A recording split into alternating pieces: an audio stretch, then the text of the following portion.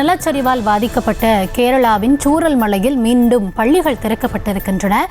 குறிப்பாக கேரளாவின் தென்மேற்கு பருவமழையால் பாதிக்கப்பட்ட மிக முக்கியமான பகுதிகளில் ஒன்று சூரல் மலை.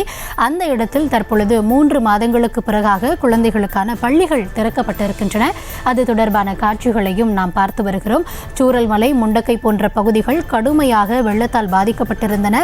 கிராமங்கள் மண்ணோடு மண்ணாக புதைந்த நிலையில் தற்பொழுது அங்கு இயல்பு நிலையானது சற்று திரும்பி வருகிறது. அந்த நிலையில் தற்பொழுது 1 மாதத்திற்கு பிறகாக அங்கு பள்ளிகள் திறக்கப்பட்டிருக்கின்றன. அது தொடர்பான காட்சிகளை நாம் திரையில் பார்த்து வருகிறோம். வயநாட்டில் இருக்கக்கூடிய சூரல் மலையில் இந்த நிலச்சரிவு விபத்திற்கு பிறகாக தற்பொழுது மீண்டும் பள்ளிகள் திறக்கப்படக்கூடிய அந்த நிகழ்வானது நடைபெற்றிருக்கிறது. குழந்தைகள் மீண்டும் பள்ளிகள் திறக்கப்படக்கூடிய அந்த நேரத்தில் பள்ளியில் கூடியிருக்கக்கூடிய அந்த காட்சிகளை நாம் பார்த்து வருகிறோம். நிலச்சரிவால் பாதிக்கப்பட்ட சூரல் மலையில் மீண்டும் பள்ளிகள் திறக்கப்பட்டிருக்கின்றன. நிலச்சரிவு ஏற்பட்டு 1 மாதம் ஆன நிலையில் தற்பொழுது மீண்டும் பள்ளிகள் திறக்கப்பட்டிருப்பதால் அங்கு குழந்தைகள் மகிழ்ச்சியோடு பள்ளிக்கு வந்திருக்கக்கூடிய காட்சிகளை பார்க்க முடிகிறது. தற்பொழுது பள்ளிகள் திறக்கப்பட்டிருப்பது தொடர்பான அந்த காட்சிகளை நாம் பார்த்து வருகிறோம். நிலச்சரிவால் கடுமையாக பாதிக்கப்பட்ட கிராமங்களில் ஒன்று சூரல் மலை. அங்கு தற்பொழுது மீண்டும் பள்ளிகள் திறக்கப்பட துவங்கியிருக்கின்றன.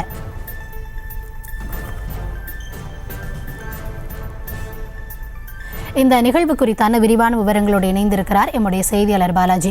பாலாஜி, வணக்கம். வயநாட்டில் ஏற்பட்ட அந்த நிலச்சரிவு பாதிப்பு இந்தியா முழுவதையும் உலுக்கி பார்த்தது. இந்த நிலையில் தற்பொழுது அங்கு சூரல் மலையில் மீண்டும் பள்ளிகள் துவங்கப்படுவது தொடர்பான அந்த காட்சிகளும் தகவல்களும் வெளியாகி இருக்கிறது. கள நிலவரம் என்ன? விரிவான விவரங்களை வழங்கலாம்.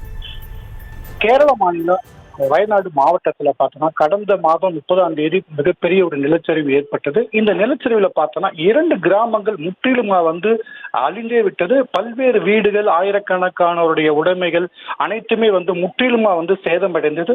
இந்த சூழல்ல பார்த்தோம்னா இந்த நிலச்சரிவுல 400க்கும் மேற்பட்டோர் உயிரிழந்திருக்காங்க. 72 பேரை இன்னமும் காண முடியாத ஒரு சூழல் தான் தற்போது நிலவி வருகிறது. இந்த நிலையில பார்த்தோம்னா முண்டக்கை அரசு பள்ளி முற்றிலுமா ஊருக்குழிந்து சிதிலமடைந்திருக்கு. இந்த நிலையில இன்று முண்டக்கை பகுதியில் உள்ள வெள்ளார் மலை பகுதியில் படித்த 546 மாணவர்களும், மேம்பாடி அரசு மேல்நிலை பள்ளியில படித்த 61 மாணவர்களும் பார்த்தோம்னா இன்று பள்ளிக்கு திரும்பி பள்ளிக்கு 1 மாசத்துக்கு பிறகு பள்ளிக்கு வந்திருக்காங்க. இவங்க அனைவருமே பார்த்தோம்னா மேம்பாடி உள்ள ஏபிஜே பள்ளியில பள்ளி கட்டிடத்துல இன்று பள்ளிக்கு பாடத்தை துவக்கியிருக்காங்க.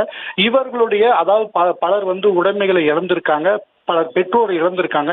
இவர்களுக்கு மனதை திருப்திப்படுத்தும் விதமா பார்த்தோன்னா கேரள அமைச்சர் சிவன்குட்டி இதற்கான விழாவில் பங்கேற்றிருக்காரு.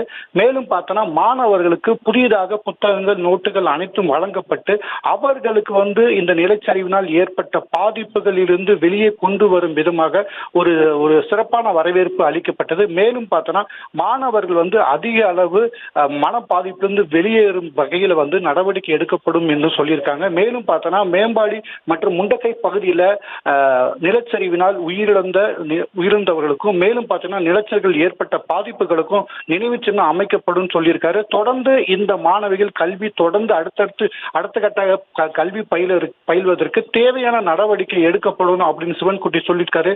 தற்போது 1 மாத இடைவெளிக்கு பின்னர் மாணவர்கள் இன்று பள்ளிக்கு வந்திருக்காங்க. விரிவான விவரங்களுக்கு நன்றி பாலாஜி. செய்திகளை உடனுக்குடனும் துல்லியமாகவும் தெரிந்து கொள்ள சப்ஸ்கிரைப் பண்ணுங்க.